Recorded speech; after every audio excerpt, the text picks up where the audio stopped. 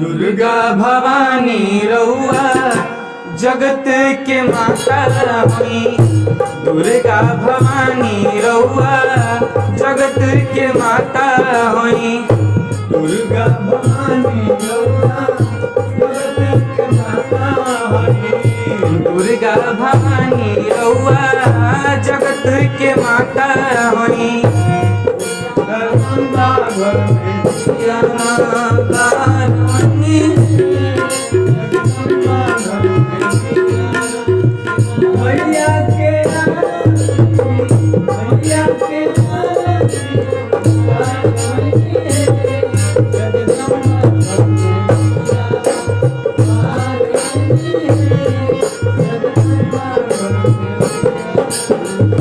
दुर्गा भवानी रउआ जगत के माता हुई।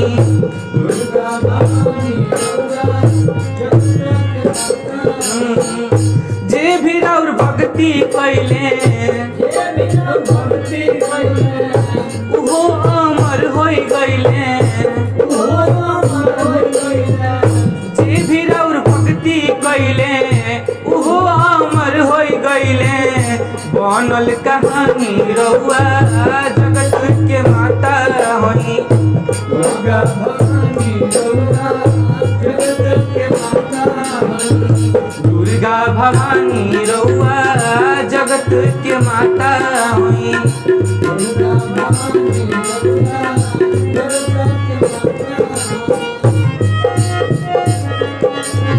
के माता हुई। दुर्गा भवानी रउआ जगत के माता हुई। दुर्गा भवानी रउआ जगत के माता हुई। कष्ट के हार लीले भक्त के वार दिले। कष्ट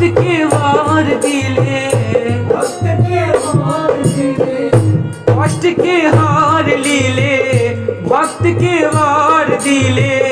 मन से जमानी रउआ जगत के माता हुई। दुर्गा भवानी रउआ जगत के माता हुई। दुर्गा भवानी रउआ जगत के माता हुई।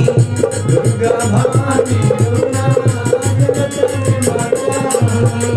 दुर्गा भवानी रउआ जगत के माता हुई। दुर्गा भवानी